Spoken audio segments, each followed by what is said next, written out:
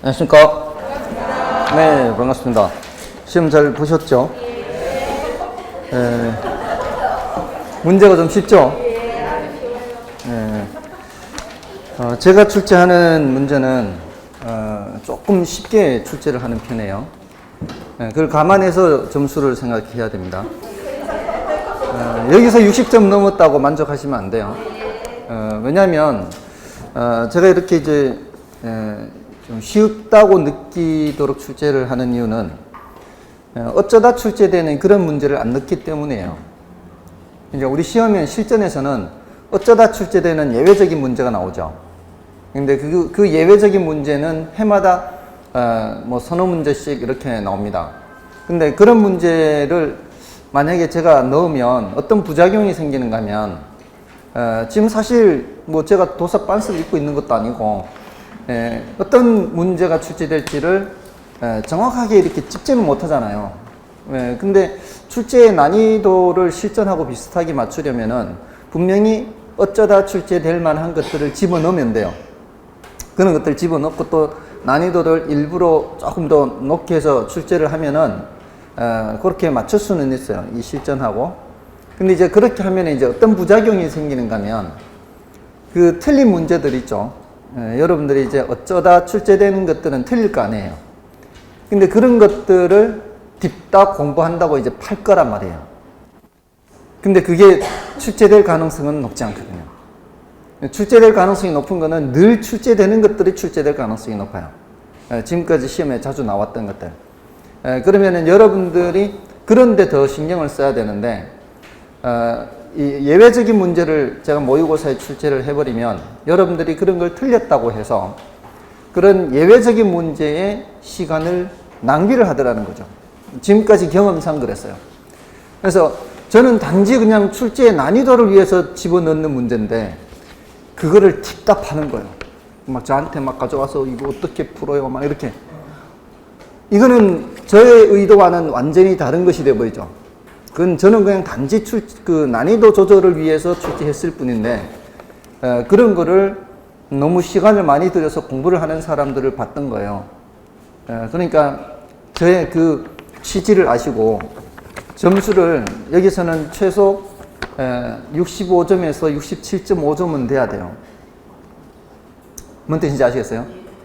이 정도의 시험은 67.5 정도는 되어야 이 실전에서 한 60점이 되겠구나 라고 생각하시면 돼요. 그래서 만족하시면 안 된다. 60점 넘었다고 만족하시면 안 된다 이 말이에요.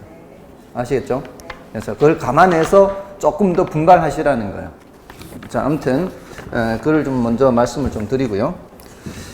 다음에 이제 1번부터 이렇게 보시면, 자, 문제를 푸실 때 어떤 주제가 나오지 않습니까? 1번이 이제 부동산 개념 이렇게 나오죠. 그럼 머릿속에 법경기 이게 떠올라야 돼요. 법적 개념, 경제적 개념, 기술적 개념, 이게 부동산 개념, 요 질문을 딱 보는 것과 동시에 법경기가 이렇게 떠올라야 되는 거죠. 이게 정리가 돼 있어야 되는 거죠. 법적 개념은 다시 어떻게 나누어져요? 협의의 부동산, 광의의 부동산 이렇게 나누어지죠. 그리고 협의의 부동산은 이제 민법상 부동산으로서 토지 및 그 정착물하고, 정착물에 대해서 조금 더 자세히 들어가야 된다 그랬죠. 정착물은 다시 독립정착물과 종속정착물 해서 이 독립정착물의 네 가지를 따로 외우시라 그랬죠. 건물, 명인방법 갖춘 수목, 농작물, 임목 이렇게 이제 정리가 돼 있어야 돼요. 그 다음에 여기 이제 광의의 부동산은 협의의 부동산에 뭘 더하는 거고, 준부동산 또는 의제 부동산을 더하는 거고, 그 다음에 경제적 개념이나 기술적 개념은 단어만 구별하면 되는 정도라 그랬죠. 이런 정도로 이렇게 머릿속에 이미 떠올라 있어야 돼요. 그래야 1번을 읽으면서 바로 좁은 의미의 부동산과 의제 부동산, 요거 좁은 의미의 부동산이 오잖아요. 여기 의제 부동산 합쳐서 뭐다? 광의의 부동산이다. 이렇게 되는 거죠. 그 다음에 이번에 경제적 개념의 부동산은 여기 있는 단어들이죠. 이 단어들을 구별하면 되는 거죠. 그래서 자산, 생산 요소, 상품, 자본, 소비재 다 옳은 표현이에요. 그 다음에 3번에 명인 방법을 갖춘 수목은 어디에서 등장해요? 여기서 등장하죠. 명인 방법을 갖춘 수목, 여기에서 등장하는 거예요. 그건 뭐예요? 토지의 일부로서의 정착물이 아니죠. 토지의 일부로서의 정착물은 종속정착물을 말하는 거죠. 그 표현이 근데 여기에 들어가 있는 게 아니고 어디에 들어가 있는 거예요? 여기에 들어가 있잖아요. 그러니까 소속을 묻는 거예요, 소속. 그래서 틀린 거죠. 3번이 틀린 겁니다. 그 다음에 4번에 민법상 부동산이란 토지와 그 정착물 이렇게 되고요. 그 다음에 5번에 선박, 공장, 재단, 건설기 등은 준부동산으로서 광해부동산 여기 속하는 거죠. 그래서 소속을 묻고 있는 그런 문제예요. 그래서 정답은 3번이 되는 거죠. 다음에 2번은 주거용, 상업용, 공업용지 등 용도로 이용되고 있거나 이용을 목적으로 조성된 토지. 주상공 다 나오면 뭐예요, 이거는? 택지죠, 택지. 우리가 토지를 구분을 할 때에는 세 가지로 구분한다 그랬죠. 하나는 이 인간이 이제 개발해서 사용할 공간을 만들 목적으로 사용하는 거. 그게 택지죠.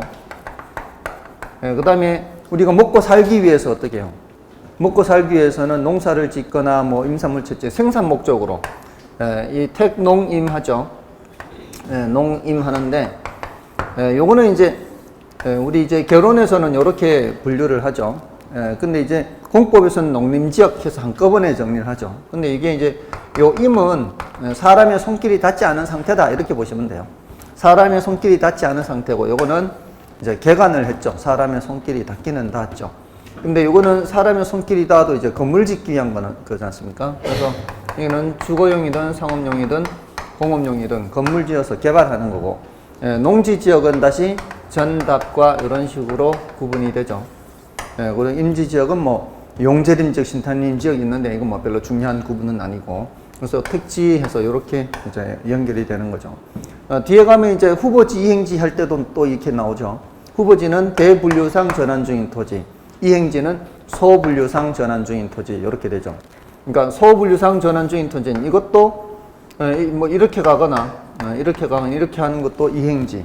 그래서 뭐 이렇게 가거나 뭐 이렇게 가거나 좀 다 이행지가 되는 거죠. 뭐 이런 용어의 분류입니다. 그래서 정답은 5번이고요. 그다음에 낮이는 뭐예요? 1번의 낮이는 지상에 건물 기타 정착물이 없고 뭐도 없는 거예요. 사법상의 제한도 없는 상태죠. 공법상의 제한은 무조건 있어요. 공법상 제한이 없는 토지는 없어요. 다음에 2번의 건부지는 지상에 건물이 있는 밑에 땅을 건부지라 그러죠. 지상에 건물이 있는 상태 밑에 땅만 얘기하는 거죠. 건물까지 얘기해버리면 그건 뭐예요? 복합부동산 이렇게 얘기를 해야 되죠. 건물과 밑에 건부지를 함께 말하면 뭐라고 한다고요? 복합부동산. 들으면 생각나는데 말하라고 하면은 또 생각이 안 나요. 요 밑에 땅만 얘기하는 게 뭐예요? 땅만 얘기하는 게 건부지 이렇게 얘기를 하는 거죠. 맞나요? 맞아요, 아니요. 별로 얘기하고 싶은 생각이 안 드네요. 아니 지금 다른 것도 좀 설명하고 넘어가려고요. 그다음에 공지는 뭐예요? 공지. 공지는 건폐율 등의 적용 때문에 건물을 지을 때 대지에다가 건물을 빽빽하게 못 짓죠. 이렇게 남겨놔야 되죠. 남겨놓은 땅을 뭐라고 하는 거예요? 공지. 요 남겨놓는 목적이 뭐예요? 왜 이렇게 남겨놔요? 빽빽하게 지으면 어떤 문제가 생겨요? 여기 옆 땅도 빽빽하게 지고 여기도 빽빽하게 지으면은 여러 가지 이유가 있겠죠. 불 같은 거 났을 때 바로 옮겨 붙을 거 아니에요. 또 무슨 지진이니 뭐니 이렇게 했을 때 빨리 도망을 가야 되는데 도망갈 공간이 없잖아요. 재해 같은 게 나타났을 때. 그리고 햇빛도 못 받잖아요. 이런 여러 가지 이유 때문에 이렇게 공지를 남겨놓는 거잖아요. 그러니까 주거지역이 제일 이 공지 부분이 어때야 돼요? 더 많아야 되겠죠.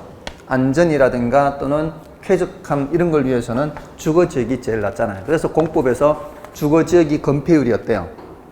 주거지역이 건폐율이 제일 낮잖아요. 주거지역은 50%에서부터 70%까지죠. 5, 6, 7 이렇게 가잖아요. 제일 빽빽한 데가 어디예요?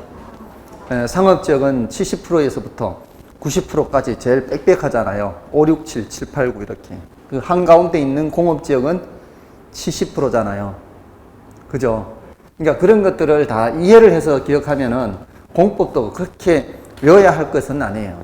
그러니까 5, 6, 7 가면은 주거지역도 5, 6, 7 이렇게 가면은 전용 주거지역이 더 여유가 많아야 돼요? 준주거지역이 더 여유가 많아야 돼요? 전용지역이 여유가 더 많아야 될 거 아니에요. 그러니까 전용지역은 몇 프로예요? 50%잖아요. 50%. 일반 주거지역은 기본 60%, 준주거지역은 70%. 근데 일반 주거지역이 기본 60%, 5, 6, 7, 60%인데 1종, 2종, 3종으로 나누어서 3종 일반 주거지역은 50%죠. 그 이유는 3종 일반 주거지역은 고층 아파트이기 때문에 고층 아파트는 그림자가 길게 늘어선단 말이에요. 그러면 동간 거리가 짧으면 옆동 1층에서는 햇빛을 못 받죠. 그러려면 어떻게 돼요? 동간 거리를 떨어뜨려야 되죠. 그러려면 건폐율이 낮아야 될 거 아니에요. 그래서 3종 일반 주거지역만 50%로 내려가는 거예요. 그러니까 기본으로는 60%인데 5, 6, 7 이렇게. 그러니까 준주거지역은 70%가 되는 거고 또 상업지역도 5, 6, 7, 8, 9 이렇게 가는데 중심 상업지역은 빽빽하게 올리는 곳 아니에요. 한가운데는. 여기가 아마 중심 상업지역 같은데 그런 곳은 90% 돼야 돼요. 근데 근린 상업지역은 어디 있는 거예요? 주거지역 근처에 있잖아요. 그럼 거기는 낮아야 될 거 아니에요. 그러니까 70%. 나머지 일반 상업지역과 유통상업지역은 80%죠. 맞아요. 그러면 이런 걸 이해를 하고 있으면 공법 시간에 그 뭐 건폐율 크기 순서대로 이렇게 나열한 것만 이런 문제도 나오잖아요. 그거를 외워가지고 할 필요 없는 거죠. 아, 얘는 낮아야 되고 얘는 높아야 되고 이게 자연스럽게 나오는 거죠. 그리고 이제 그나마 5에서부터 90%인데 계획관리지역은 40%고 나머지는 전부 다 20%잖아요. 개발할 수 없는 곳은 다 20%잖아요. 기본적으로. 근데 계획관리만 개발의 여지가 좀 있으니까 40%까지 올려놨잖아요. 그렇게 하면은 그런 거를 그런 식으로 이 공지의 취지를 생각해보면 공지라는 걸 왜 마련해 놓느냐. 안전이라든가 쾌적함이라든가 이런 것 때문에 마련해 놓는 거라면 당연히 우리가 늘상 안전하게 있어야 되는 주거지역은 제일 이게 여유가 많아야 되니까 이 공지가 넓게 있는 거죠. 자, 아무튼 공지의 취지는 그런 거예요. 그 다음에 부지는 뭐예요? 부지는 건물을 지을 수 있는 땅 이외에도 일반적인 바닥 토지는 모두 다 뭐라고 한다? 부지라고 하는 거죠. 그래서 이런 부지 개념이 제일 개념이 넓죠. 이 택지 개념보다 부지 개념이 더 넓죠. 여기 뭐 도로 부지, 하천 부지, 도서관 부지 이렇게 건물이 올라가는 경우도 부지란 말 쓰고 올라가지 않는 경우에도 쓰고 택지는 건물이 올라가는 경우에만 택지를 쓴다 이 말이에요. 그럼 됐고. 다음에 이제 3번은 주택 상품의 특성하는데 이거는 뭐 부동산의 특성과 유사한 거죠. 1번에 주택은 생산 기간이 길고 매매 기간이 길며 가격이 높아 수요와 공급이 모두 탄력적인 상품이다. 자, 이거 생산 기간이 길면은 생산해서 만들어내 놓는데 시간이 많이 걸린다는 얘기니까 탄력적이 될 수가 없죠. 네, 모두 다 비탄력적인 상품이죠. 그래서 1번이 바로 틀렸습니다. 다음에 2번은 주택은 입주자 및 거주 경험자의 평가가 상품 및 기업 이미지 형성에 큰 영향을 미치는 재화이다. 그렇죠? 이거는 일생을 살아봐야 집을 몇 번 소비해 보겠어요. 그러니까 우리가 매일같이 사용하는 그런 물건들이야 자기가 써봐도 충분히 경험을 여러 번 할 수 있지만 집은 다른 사람이 써본 평판을 들을 수밖에 없잖아요. 그래서 맞고요. 그 다음에 3번은 주택은 복합 서비스를 제공하는 재화예요. 복합 서비스, 여기서 무슨 복합 서비스일까요? 주택이 잠만 자는 곳은 아니죠. 잠만 자는 곳은 아니에요. 그럼 우리가 소유하고 있는 물건을 보관하는 것도 가능하잖아요. 우리가 소유하는 물건 보관하기도 하고 또 사람들 모여서 함께 파티도 열고 뭐 이런 목적으로도 사용할 수가 있잖아요. 뭐 여러 가지 복합 서비스를 제공하는 거죠. 그리고 접근성이나 교육 환경 등 상품 외적 요인이 소비자의 주거 선택에 큰 영향을 미치죠. 그러니까 그 주택 자체의 어떤 뭐 구조라든가 넓이라든가 방향이라든가 이런 거 외에도 그 주변에 뭐 학교나 또는 공공시설이나 또는 뭐 편의 그 시설들이라든가 이런 것들이 얼마나 있는지 영향을 미치는 거고요. 그 다음에 주택은 상품 정보의 비대칭성, 공공성 등으로 인하여 정부의 개입이 많은 재화이다. 그렇죠. 이 공공성이라고 하는 것이 다른 재화보다는 강하다는 얘기예요. 이게 공공재란 뜻은 아니에요. 공공성이 높기 때문에 정부의 개입이 많다는 거죠. 지금 정부가 강력한 지금 조세 제도를 도입한 이유가 뭐겠어요? 이렇게 부동산 가격, 부동산은 자체는 이제 사적 재화죠. 근데 이게 너무 가격이 많이 올라가면 서민들이 사기도 부담스럽고 하니까 거기 이제 공적 제약을 많이 가하는 거죠. 공공성이 높다는 뜻입니다. 공공재라는 것이 아니라 다른 재화에 비해서 공공성이 더 높다 이런 의미죠. 그래서 맞는 말이고요. 다음에 주택은 상품의 비표준화성, 부동성 등으로 인하여 일반 상품에 비해 정보가 불완전한 경우가 많은 재화이다. 그렇고요. 정답은 1번이고요. 다음에 4번은 부동산 수요와 수요량에 관한 설명으로 틀린 것은 단 다른 조건 동일하고요. 1번에 수요 곡선의 이동으로 인해 수요량이 변하는 경우, 이걸 뭐라 그래요? 수요 변화라고 하죠. 그리고 이번에 부동산 수요는 일정 기간 동안 구매하고자 하는 욕구를 나타내는 저량이 아니고 유량이죠. 이건 뭐 너무 쉬운 것이고요. 다음에 부동산 수요량은 특정 가격 수준에서 부동산을 구매하고자 하는 최대 수량이다. 자, 이게 2번이 너무나 쉬운 지문이 나오니까 이게 너무나 쉬운 지문이 정답이니까 이런 표현이 나왔을 때는 약간 이제 헷갈릴 수도 있죠. 그러니까 어떻게 지문을 만드느냐에 따라 난이도가 달라지는 거예요. 그러니까 2번 같은 거를 빼버리고 3번 같은 걸 2번 위치에 보낸다거나 또는 이런 식으로 얘기할 수도 있거든요. 이게 주어진 가격 수준에서 수요량이라는 게 이 Q가 수량이잖아요. P가 가격이죠. 주어진 가격 P0라는 가격에서 요 Q0라는 수요량은 구매하고자 하는 최대 수량이라는 거죠. 요거보다 더 살 수는 없다는 뜻이에요. 요거보다 덜 살 수는 있겠죠. 그 사람의 소비자들은 항상 뭐가 제약이 되어 있어요? 예산이 제약이 되어 있어요. 예산이 제약되어 있기 때문에 요거보다 더 살 수 있다, 더 살 수 없다. 더 살 수 없다. 요거보다 덜 살 수는 있다, 없다? 덜 살 수는 있다. 이렇게 얘기하는 거예요. 그러니까 구매하고자 하는 최대 수량이다. 이렇게 표현을 할 수 있어요. 그러니까 지금 그 2번 지문을 알고 정답을 맞췄다고 만족할 게 아니라 요 3번 지문이 이런 뜻을 갖고 있다 이런 거예요. 근데 요거를 밑에서 위로 올라갈 때는 요걸 수요 가격이라 그래요. 수요 가격. 수요 가격이란 주어진 수량을 구매하고자 할 때 지불하고자 하는 최대 가격이다. 이렇게 얘기를 해요. 그러니까 요만큼을 구매하고자 할 때 수요자는 최대 얼마만큼 지불할 뜻이 있다. P0만큼 지불할 뜻이 있다. 요거보다 더 높게 지불할 뜻 있다 없다. 요거보다 더 높게 지불할 뜻은 없다. 이런 뜻이에요.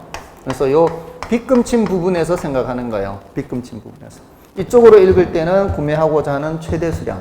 이쪽으로 읽을 때는 지불하고자 하는 최대 가격. 이렇게 얘기를 해요. 근데 이제 조금만 더 들어가면 이제 조금 더 들어갈수록 난이도가 높아지는 거예요. 조금 더 들어갈수록. 근데 이제 요쪽은 빗금을 여기 쳐야 돼요. 이렇게 쳐서 공급자의 경우에는 이제 공급 곡선이에요. 공급자의 경우에는 주어진 가격에서 구매하고자 하는 최대 수량, 최소 수량. 네, 방금 최대 했다고 여기 최소 안 나와요. 이쪽도 어차피 최대지. 그거 쏘면 안 돼요. 그런 말에. 빗금을 쳐놨는데도 그러네. 빗금을 쳐놨잖아요. 공급자도 이 가격에 그 생산 능력이라는 게 있을 거 아니에요. 생산 능력. 공급자는. 그 생산 설비가 있고 자금의 조달 능력이 있고 하면은 이 가격에는 최대 얼마만큼 생산할 수 있다. 이만큼 생산할 수 있다. 이거는 빗금 친 부분을 벗어날 수 없다는 뜻이에요. 아셨어요? 수량은 수요든 공급이든 뭐예요? 다 최대 수량이에요. 근데 이제 가격을 얘기할 때 요만큼의 수량을 생산해서 만약에 판매를 한다면 공급자는 최소 요만큼 받아야 된다는 뜻일까요? 최대 이만큼 받겠다는 뜻일까요?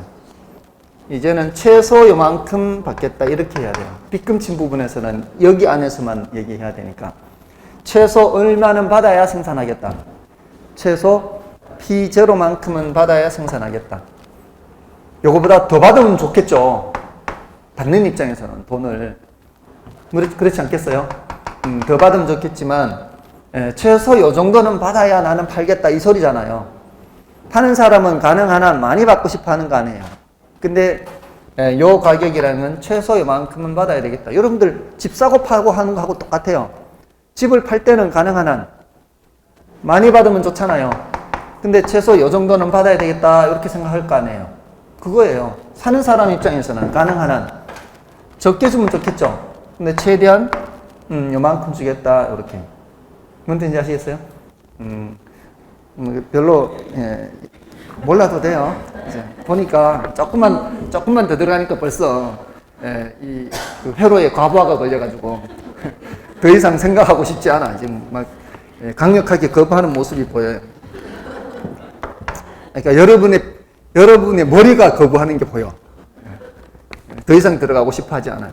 그러니까 지금 3번 지문 같은 경우에 여기에서 끝나는 게 아니라 공급은 안 들어가더라도 수요에서만이라도 가격은 지불하고자 하는 최대 가격이고 수량은 수요하고자 하는 최대 수량이고 이렇게 된다 이 말이에요.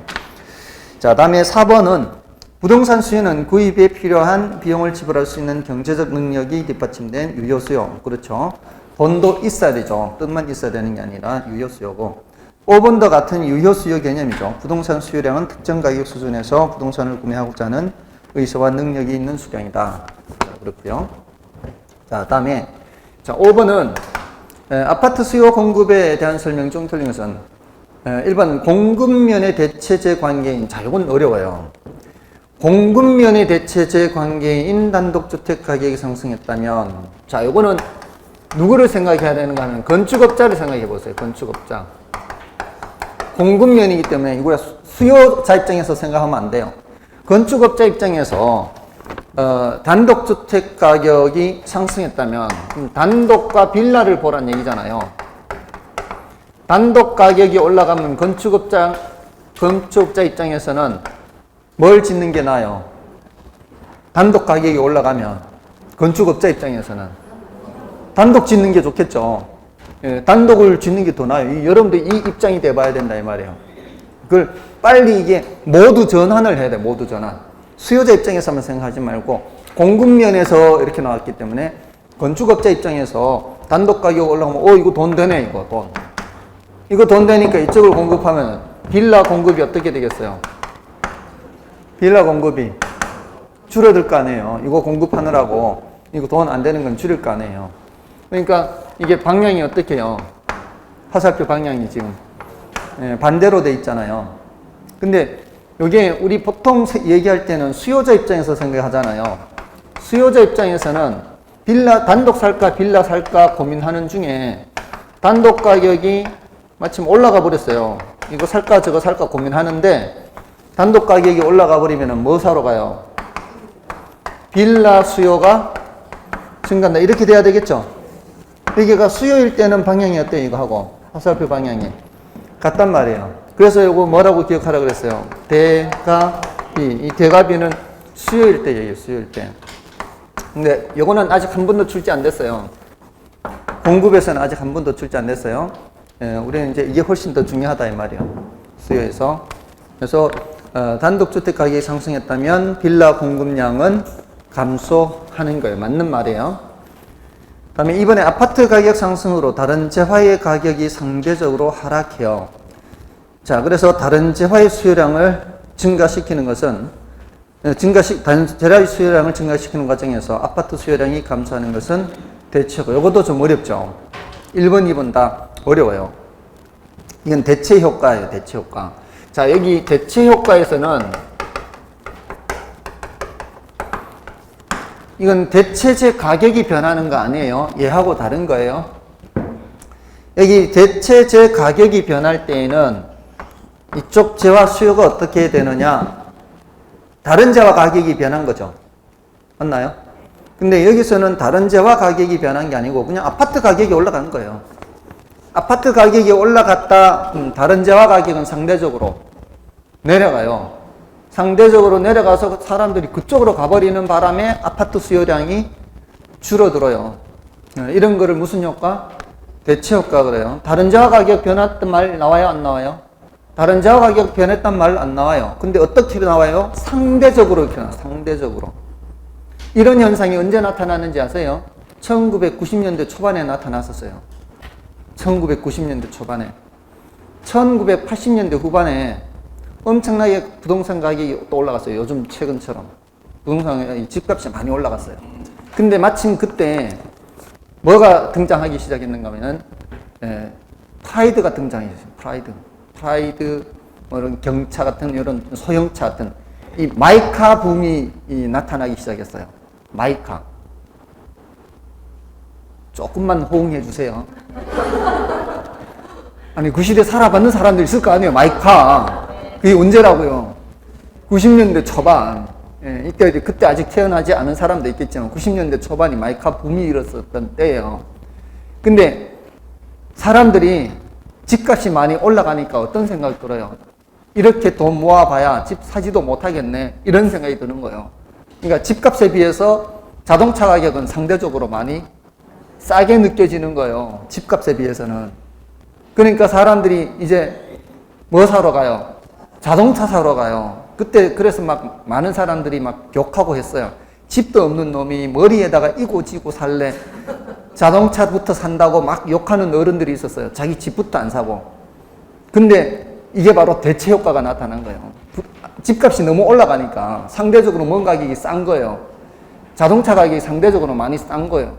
그러니까 자동차 사러 가니까 집 살 돈이 더 부족하지. 그러니까 집을 더 못 사는 거지. 그러니까 집 수요량이 더 줄어드는 거지. 그런 효과가 무슨 효과라고요? 대체 효과예요. 집값이 이 자동차 가격이 싼 게 아니었어요. 자동차는 당연히 그때 우리 수준으로는 마이카를 하기에는 아직은 벅찬 시대였어요. 근데 자동차 사러 가니까 집은 더 못 사는 거지. 무슨 효과가 나타난 거예요? 대체 효과가 나타난 거예요. 뭔 뜻인지 아시겠죠? 어떤 물건의 가격이 올라가면은 다른 재화는 상대적으로 가격이 싸게 느껴진다. 이렇게 해서 변하는 효과를 무슨 효과를 한다? 대체 효과, 이렇게 얘기하는 거예요. 그래서 1번, 2번 다 어려운 표현인데 옳은 말들이고요. 그 다음에 3번에 어떤 부동산의 가격이 하락했을 때 다른 부동산의 수요량이 증가하였다면, 자, 이거는 보세요. 어떤 부동산 가격, A 부동산 가격이 하락했을 때 다른 부동산 수요 이렇게 했잖아요. B 부동산 수요 이렇게 했잖아요. 이게 증가 맞나요? 이렇게 지금 서로 다른 게 나왔잖아요. 이럴 때는 이게 무슨 재화 얘기하는 거예요?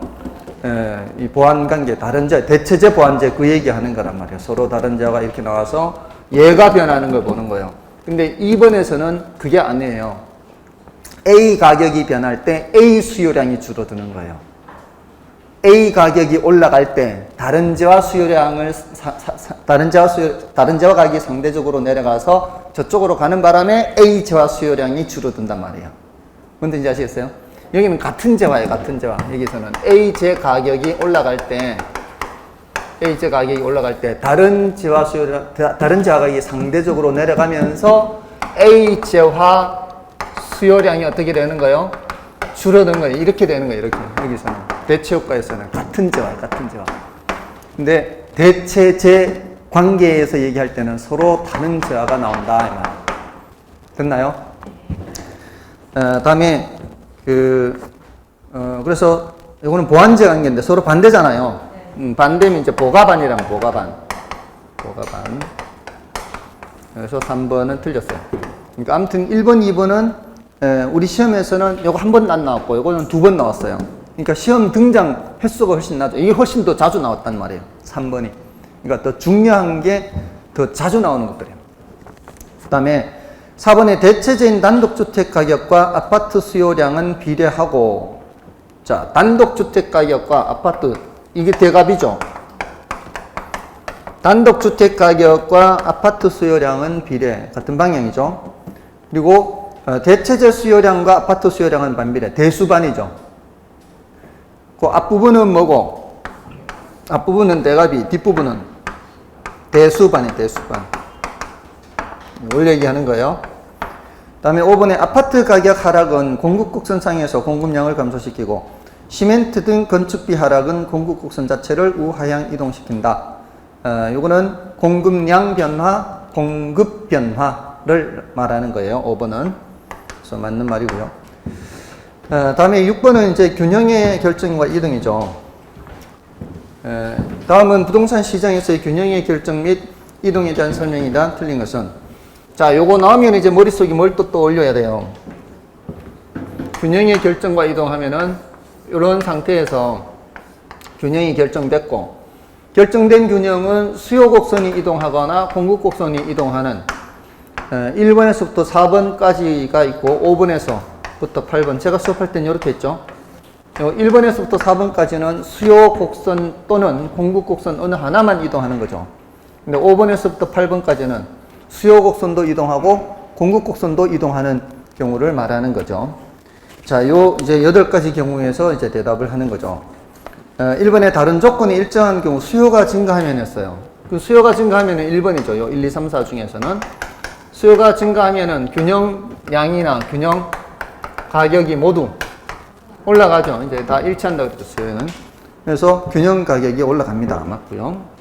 다음에 2번은 뭐예요? 다른 조건이 일정한 경우 공급이 감소하면 했죠. 공급 감소는 몇 번이에요? 4번이죠. 제가 1, 2, 3, 4 할 때는. 이거는 2번이 수요 감소, 3번이 공급 증가고, 제 4번이 공급 감소. 공급 감소하면은 거래량은 감소하죠. 그러면서 가격은 올라가죠. 거래량은 항상 요 화살표가 일치하니까. 공급이 감소하면 균형량이 감소하죠. 그 다음에 3번에 다른 조건이 일정한 경우 수요가 증가하고 공급이 감소하면, 자, 1번과 4번이 동시에 나타나는 거죠. 자, 요거는 제가 5, 6, 7, 8 할 때 6번 아니에요?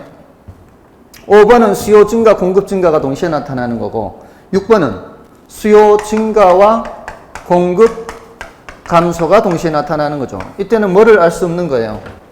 균형 거래량을 알 수가 없죠. 이거 가지고는. 양을 알 수 없다. 이렇게 대답해야 돼요.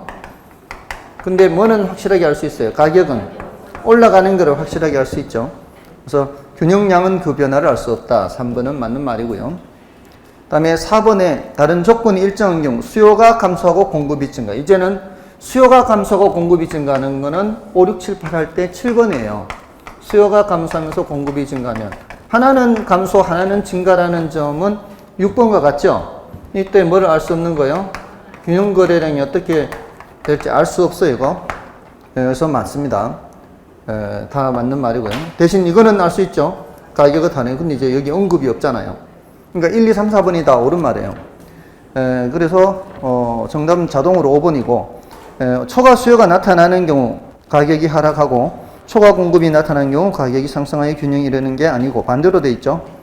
그러니까 이거는 좀 1, 2, 3, 4번이 조금 헷갈릴 수는 있어도 진득이 5번까지 가면은 정답은 찾을 수 있죠. 이제 5번까지 못 가고 이제 섣불리 이제 체크를 하면은 이제 틀리는 거죠. 다음에 이제 7번을 보시면 7번도 이거는 지금 뭐를 묻고 있는 거예요? 그 계산도 아니잖아요. 이거는 방향만 묻고 있는 거예요. 7번은 방향만 묻고 있는 거기 때문에 이 정도는 맞춰야죠. 자, 어떤 재화의 가격이 10% 증가하자 다른 부동산 수요량이 8% 증가해요. 어떤 재화의 가격이 10% 증가하자. 위잖아, 위. 화살표 위. 증가에다 화살표 위. 다른 재화의 수요가 어떻게 해요? 7% 증가, 위잖아, 위. 화살표 방향만 보면 되는 거 아니에요? 화살표 방향 보면 같은 방향 뭐예요? 대체제. 어떤 재와 다른 재 이렇게 나왔으니까. 맞나요? 근데 A재 가격, A재 수요량 이러면 뭐예요? 이거는 가격 탄력성. 그잖아요. 같은 재화면 무슨 탄력성이고 가격 탄력성이고, 여기는 지금 서로 다른 재화잖아요. 서로 다른 재화에서 무슨 탄력성이에요? 교차 탄력성을 얘기하는 거예요. 교차 탄력성이 양수예요, 음수예요? 이렇게 나오면 교차 탄력성이 양수예요, 음수예요? 같은 방향이면 양수죠, 양수. 교차 탄력성이 양수, 0보다 크면 무슨 재? 대체재. 교차 탄력성이 0보다 작으면 보완재. 대갑이 보갑한 이거 또 나온다 이 말이에요, 이게. 맞나요? 우리 시험에 아직 한 번도 이거 묻은 적 없어요. 이거는 얘기한 적 있어요. 보완재, 보갑한. 계산 말고 문장으로. 근데 계산으로 한 번도 이렇게 물은 적이 없어요. 이제 조금 조심해야 돼. 이제 마이너스 나오는 거예요. 마이너스. 이 방향이 서로 반대일 때는 여기가 뭐가 된다고요? 마이너스. 지금 이 상태에서 교차 탄력성 계산하라면은 몇이라고 대답해야 돼요? 교차 탄력성 계산하세요 하면 뭐라고 대답해야 돼요? 10분의 7 이렇게 해서 0.7 양수다 이 말이에요. 근데 다른 제와 수요량이 7% 감소한다 이러면은 여기 교차 탄력성 계산하라면 뭐라고 해야 돼요? 마이너스 0.7 이렇게 대답해야 된다 이 말이에요. 아시겠어요? 아직 한 번도 질문하지 않았어요. 계산으로. 계산으로는 전부 다 양수만 출제했어요. 지금까지. 근데 음수도 출제할 이제 여지가 있어 이제는. 예, 그러니까 그걸 대비를 해야 돼요. 같은 방향이면 양수, 대체제. 반대 방향이면 음수, 보완제 이렇게. 근데 이게 A제, B제 이렇게 나오니까 교차 탄력성이죠. 근데 소득이 10% 증가하자 이렇게 나오면 뭐예요? 소득이 10% 증가하자.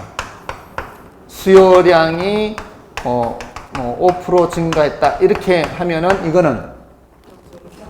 이거는 정상제 열등제로 가야 된다 이 말이에요. 소득 탄력성으로 나와야 돼 이제는. 같은 방향이면은 무슨 제? 정상제, 양수. 이게 반대 방향이면 열등제, 음수 이렇게 대답해야 된다 이 말이에요. 이것도 양수인 것만 질문했지 음수인 건 한 번도 질문하지 않았어요. 아시겠죠? 그거 준비하면 이제 다 되는 거고요. 그래서 정답은 2번이고 7번은 8번은 부동산 시장의 특성에 관한 설명 중 틀린 것은 자 이거는 이제 과장국수 비비자죠. 근데 1번에 부동산의 유행에 따른 특성에 세분화된다. 뭐 이거는 충분히 생각할 수 있죠. 유행에 따른다 하면은 뭐 주거용 부동산 시장, 상업용 부동산 시장 이런 식으로 할 수 있고요. 부동산 시장이 국지화 또는 지역화되는 경향이 있고요. 상황이 변하는 경우 수요와 공급이 신속히 조절 안 되죠. 수급 조절 곤란이죠. 과장국수 비자. 수급 조절 곤란 중에서도 어떤 게 더 힘들어요? 공급 조절이 더 어렵죠. 공급 조절이 곤란해서 단기적으로 가격 왜곡 현상이 나타난다 그러죠. 그거는 단기적인 현상이다.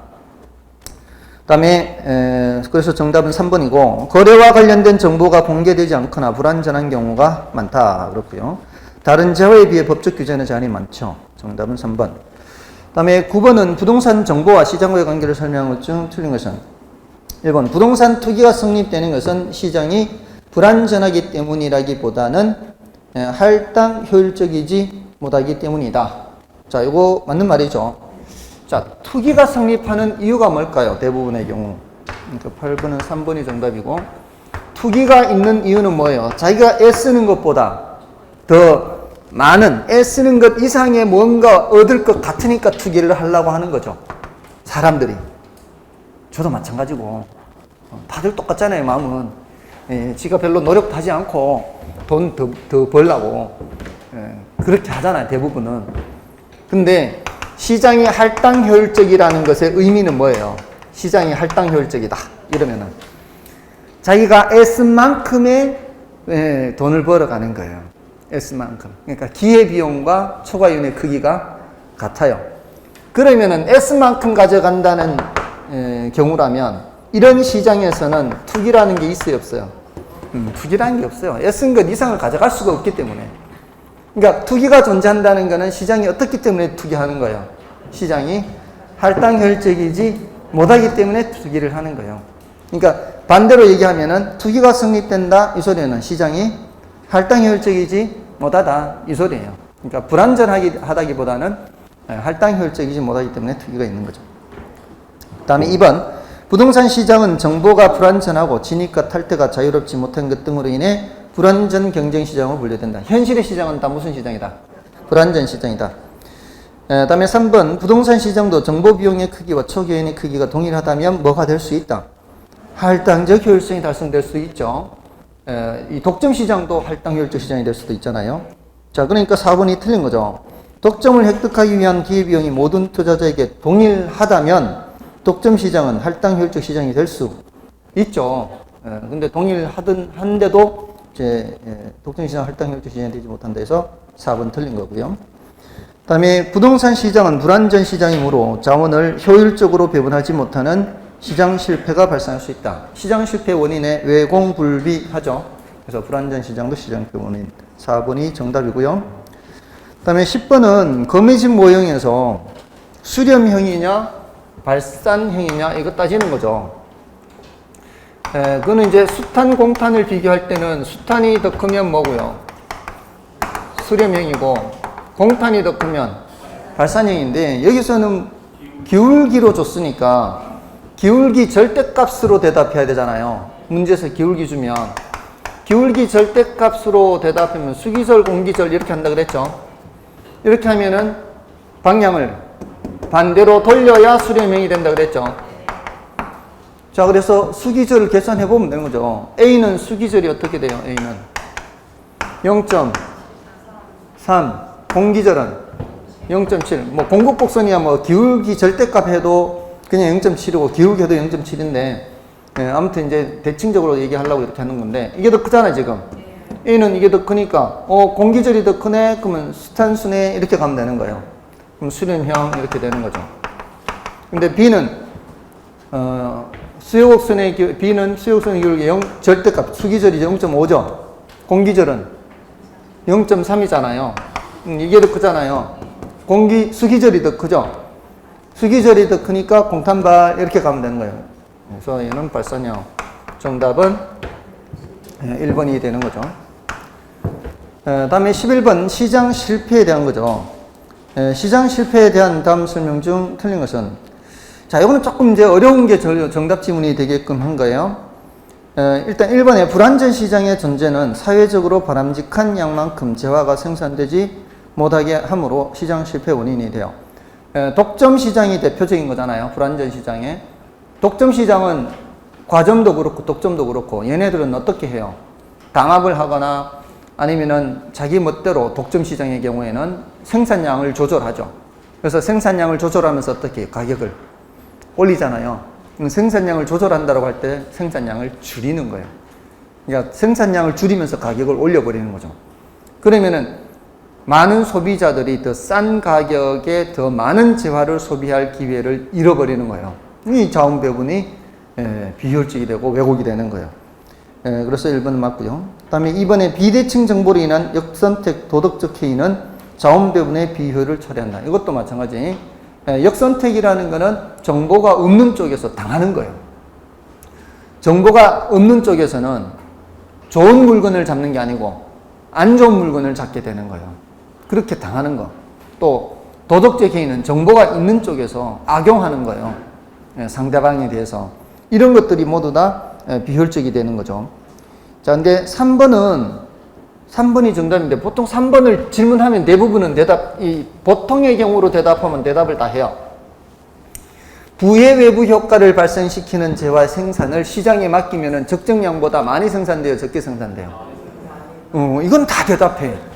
근데 이렇게 살짝 비틀면 대답을 못하는 거죠. 그러니까 부의 외부 효과 이게 지금 여기 시멘트 시장이라고 할게요. 시멘트 시장인데 정부가 아직 개입하지 않은 상태예요. 그냥 시장에 내버려 뒀을 때 이 양이 적정량보다 많다 적다. 이 양이 적정량보다 과다 생산이요, 과소 생산이요?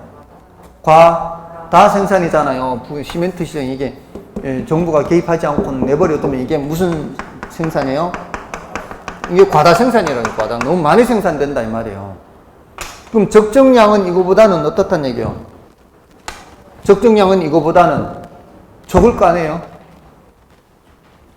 너무 많이 생산된다며요. 그럼 적정량은 이거보다는 적을 거 아니에요. 그럼 이거보다 적다는 얘기는 이보다 적게 생산이 돼야 된다 이 말이에요. 그럼 균형의 위치가 이거보다는 왼쪽에 있어야 된다 이 말이에요. 이게 적정 수준, 이게 적정 수준. 이게 적정 수준인데 지금 너무 많이 생산되고 있다고요. 적정 수준은 지금 이거보다는 왼쪽에 위치해야 되잖아요. 그죠? 생산 과정에서 부의 외부 효과를 발생시킨 재화의 공급 곡수는 적정 수준이 왼쪽에 있으니까 적정 수준보다는 어느 쪽에 위치한다는 뜻이에요. 적정 수준보다는 오른쪽에 위치한다. 이게 너무 많이 생산된다는 뜻이에요. 됐나요? 이게 적정 수준. 요거는 부의 외부 나타나는 수준. 됐나요? 이제 이렇게 그려보니까 이제 아시겠어요? 그러니까 정부가 해야 되는 역할이 뭐라고요? 이걸 규제를 해서 어느 쪽으로 가도록, 왼쪽으로 가서 적정 수준이 되도록 이렇게 규제를 해야 된다 이 말이에요. 그렇게 규제를 하게 되면은 그 규제받는 상품의 가격은 어떻게 되겠어요? 규제받는 상품의 가격은, 시멘트 가격은 올라가겠죠. 이렇게 규제를 받으니까. 됐나요? 그러면서 공급이 감소하겠죠. 대신 그 인구는 살기 좋아지겠죠. 그 얘기 하려고 하는 거예요. 그러니까 조금 난이도 높게 질문한 거예요. 그랬더니 조금 적중률이 떨어졌어요. 자, 그러면 지금 이 3번이 틀렸는데 이거를 못 찾았다는 얘기는 어떤 멀쩡한 놈을 틀렸다고 한 거예요. 멀쩡한 놈을 틀렸다고 했을 거 아니에요. 뭐를 틀렸다고 했어요? 5번? 4번? 4번에 외부 효과에 대하여 시장에서 그 대가를 지불하거나 지불받게 되는 경우 이는 내부화된다. 그렇죠. 이렇게 함정이 될 만한 게 있으면은 그렇게 가죠. 만약에 아무리 봐도 1, 2, 4, 5가 확실하면은 5번이 뭔지 잘 모르니까 그리 가겠죠. 내부화된다는 말을 써요. 그러니까 이 4번 지문은 내부화된다는 말을 쓰기도 합니다. 이런 표현 왜 내부라 그러겠어요? 외부에 대응하는 말이잖아요. 혹시 저희 팔청형님 말씀 드렸었나요? 양봉업 하는 저희 팔청형님 양봉업 한다고. 근데 그 양봉업 하는 그 팔청형님이 그 과수원 옆에 벌통 갖다 놓으면 과수원에 도움 된다는 사실을 알아요, 몰라요? 알겠어요, 모르겠어요? 알죠. 그 형님이 과수원도 해요. 과수원도 하니까 당연히 알지. 그러면은 그 벌통 옆에 과수원 옆에 벌통을 갖다 놓으면은 그 과수원 주인한테 뭐 사과 한 상자라도 뭐 받는 게 있어요, 없어요? 없다 이 말이에요. 그러니까 굳이 일부러 갖다 놓으려고 하지 않는다 이 말이에요. 그래서 제가 예전에 대학 다닐 당시에 이 질문을 했어요. 벌써 한 30년 가까이 전에. 그 양봉업을 한 지가 벌써 30년 가까이 됐으니까. 그랬더니 벌통을 과수원 주인이 산대요. 벌통을 찾아와가지고 벌통 한 통을 산대요. 그래서 돈 주고. 자, 정부가 그 두 사람한테 가서 야 너희들 사고 팔아라 이런 말 해요 안 해요?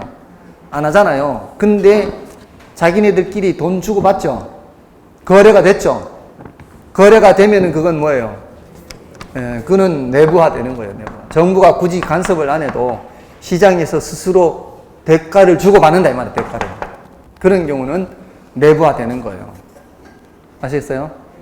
그래서 어떻게 하는가 하면은 벌통을 사가지고 그 사람이 1년간 내도록 자기가 벌통을 관리하는 게 아니고 꽃필철에만 그 과수원에 갖다 놓는 거예요. 이 팔촌 형님이.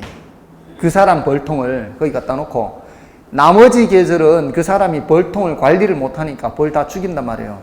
나머지 기간 동안에는 벌통을 또 관리를 해줘요. 그리고 그 다음 연도 되면 또 그 벌통 한 통을 그 집에 갖다 놓는 거예요. 뭔지 아시겠어요? 그게 그 대가로 받은 거라고요. 그렇게 해주는 조건으로. 그리고 그 벌통에서 나오는 꿀은 전부 다 8천 형이 받는 거예요. 관리비로. 대가를 주고 받는 거예요. 내부화된다 그래요. 그 다음에 5번에 비경합성과 비배제성을 갖는 재화가 무슨 재화예요? 공공재 아니에요. 공공재. 이거 모르면 안 되는 거죠. 5번은. 이 5번을 정답을 만약에 3번을 못 찾아서 4번으로 갔으면 그래도 용서가 되는데 5번으로 가면 이게 용서가 안 되는 거예요. 이 공공재를 모른다는 뜻 아니에요. 이 공공재는 워낙 중요한데 중요하잖아요. 외부 효과 다음으로 중요한 게 공공재인데 제가 이런 말을 함부로 하면 안 되죠. 이 속으로 용서가 안 된다 그러면 수업 듣고 나 용서가 안 되는 인간이야 막 이렇게 이러면 안 돼. 취소할게 취소. 뭐 사람 그럴 수 있죠. 뭐. 5번으로 올 수도 있어요. 정답은 3번이에요. 근데 다음에 12번은 용도지역지구제 문제점 및 그에 대한 대책에 관한 설명으로 틀린 것은 1번 지역적 특성이 잘 반영되지 못하는 획일적인 규제의 경우 효율적 이용을 제어할 수 있다. 자, 획일적인 규제는 별로 효율적이지 않잖아요.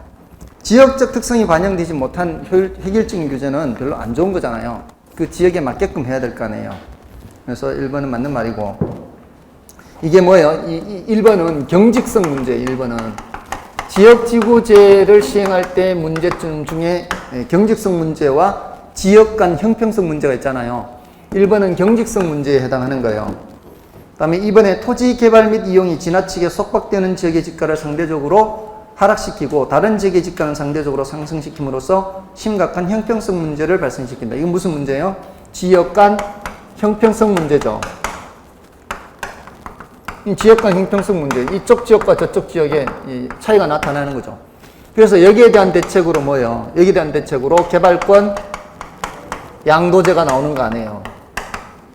그리고 뭐예요? 획일적인 지정을 하지 말고 지역 간 그 특징을 살리는 거. 그러면 계획 단위 개발 이런 게 나오잖아요. 계획 단위 개발. 공법에서 뭘로 나와요? 지구 단위 계획으로 나오잖아요. 그 지역에 따라 지구 단위 계획으로.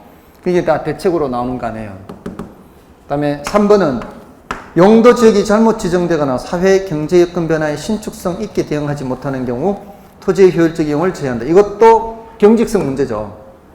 이거는 상황 변화에 따라 못 가. 이거는 뭐예요? 3번은 우리 이 지역지구제는 도시군 관리계획으로 하죠. 이 도시군 관리계획은 타당성 검토를 몇 년마다 해요? 타당성 검토를 5년마다 하잖아요. 근데 사회는 자꾸 변하는데 이 5년까지 기다려야 되는 거예요. 이 상황이 변하는데 신축적으로 대응을 못한다 이 말이에요. 다음에 지역지구제가 특정 지역에만 독점적 위치를 부여하는 경우 사전적 독점의 문제가 발생한다. 이거는 무슨 문제예요? 이건 지역 간 형평성 문제죠. 이미 그 지역에 땅 갖고 있는 사람은 혜택을 보는 거고 그렇지 않은 사람은 손해를 보는 거고 2번, 4번은 같은 지역 간 형평성 문제예요. 다음에 이제 5번이 틀렸는데 지역지구를 통해 부의 외부 효과를 제거함으로써 효율적 이용이 달성된다고 하더라도 세대 간 형평성 문제가 발생한다. 자, 이게 틀렸어요. 세대 간 형평성은 개선이 되는 거죠. 왜? 지금 세대가 효율적으로 토지 자원을 이용하면은 다음 세대가 이용할 수 있는 여지가 더 많아지잖아요. 그래서 5번은 틀렸어요. 자, 여기도 지금 5번이 틀렸는데 이거를 못 찾았다는 얘기는 또 뭘 멀쩡한 놈을 또 틀렸다고 한 거예요. 4번은 사전적 독점의 문제는 형평성 문제, 지역 간 형평성 문제하고 같아요. 이미 그 지역에 땅을 갖고 있는 사람한테 발생하는 독점의 문제를 사전적 독점이라 그래요. 자, 그럼 됐고요. 13번부터는 좀 쉬고 하겠습니다.